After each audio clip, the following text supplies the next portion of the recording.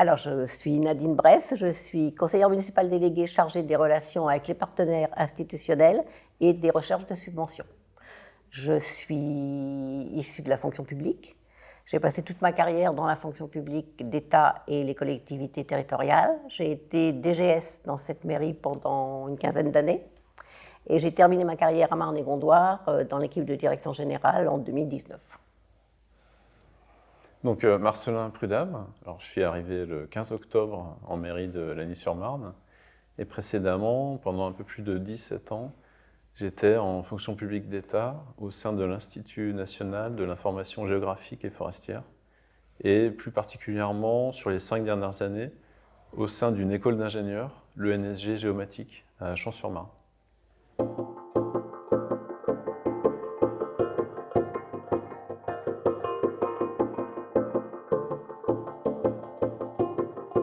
Nos partenaires habituels, les institutions officielles, que sont la région, le département, sont des collectivités qui rencontrent des difficultés et donc on est obligé d'aller au-delà et c'est la raison du recrutement de Marcelin, c'est qu'il faut sortir de nos habitudes et de nos partenariats réguliers qui sont bien connus. On avait un réseau bien établi, mais maintenant il faut qu'on aille au-delà et qu'on trouve d'autres dispositifs, des dispositifs beaucoup plus innovants pour aller chercher les subventions.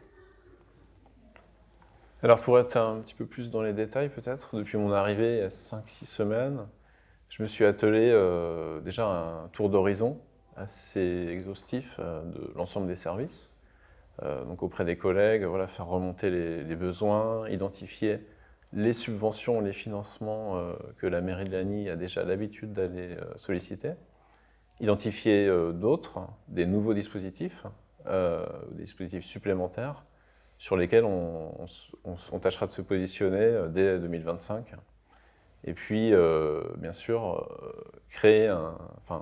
en tout cas me créer un réseau de contacts, si possible avec des rencontres en présentiel, en mairie, ou peut-être à la rencontre des partenaires financeurs.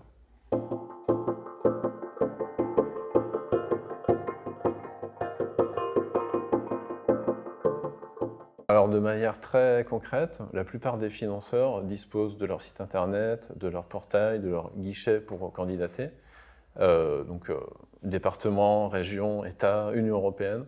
Mais il existe aussi un outil qui a vocation à fédérer et donner la vision globale, qui s'appelle Aide Territoire, et qui est très pratique dans le sens où on peut se paramétrer des alertes pour toutes les aides, tous les dispositifs qui vont concerner notre territoire. Voilà un peu pour les outils techniques. Après, rien ne remplace en fait la rencontre des interlocuteurs. C'est là qu'on récupère le maximum d'informations, y compris sur des appels à projets qui sont à venir sur l'année 2025. C'est ça qui est le plus riche, je dirais.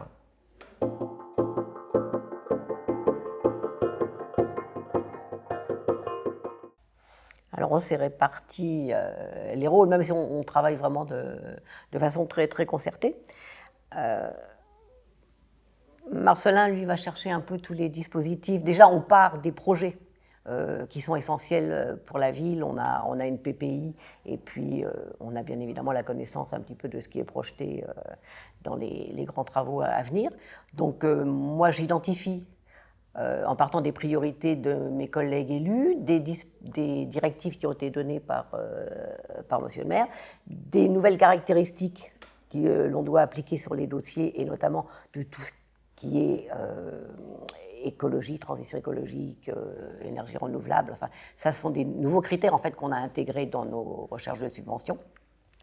Et après, partant de ça, Marcelin se met en chasse pour trouver des subventions. Effectivement. Moi, mon rôle plus concret est effectivement de chercher, fouiller, suggérer. Et puis, sur un ensemble de propositions, Madame Bresse peut effectivement filtrer aussi, hein, et avec la très grande expérience dont elle dispose sur à peu près toutes les thématiques portées par la ville. Cette expérience est très précieuse pour se focaliser sur les projets, les candidatures qui ont une chance d'aboutir et qui sont pertinentes par rapport aux ambitions de la ville. Et j'ajouterais peut-être que On met en place un traitement particulier, bien sûr, des grands projets, hein, puisque Madame Bress et moi-même nous impliquons le plus possible à l'amont sur ces grands projets, dès l'expression de besoins, de manière à bien les maîtriser et anticiper sur les dispositifs de financement qui seront à l'appui de ces grands projets, même s'il s'agit d'échéances quand même assez longues, à plus long terme. C'est une obligation, parce que compte tenu des délais d'instruction des demandes de subventions, il faut vraiment qu'on anticipe. Et c'est un peu la difficulté de ces dispositifs, c'est qu'il faut qu'on anticipe vraiment bien en amont, mais avec finalement des dossiers qui soient déjà suffisamment avancés pour avoir des descriptions techniques qui soient quand même assez fines.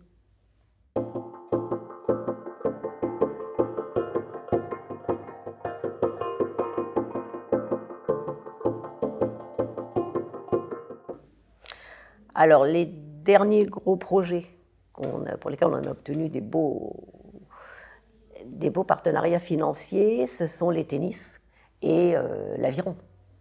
Là, on a obtenu des aides très conséquentes du département, avec un FAC à 1,1 million. On a obtenu des aides de la région. Pour l'aviron, on a obtenu également des aides, donc région, département et Agence nationale du sport.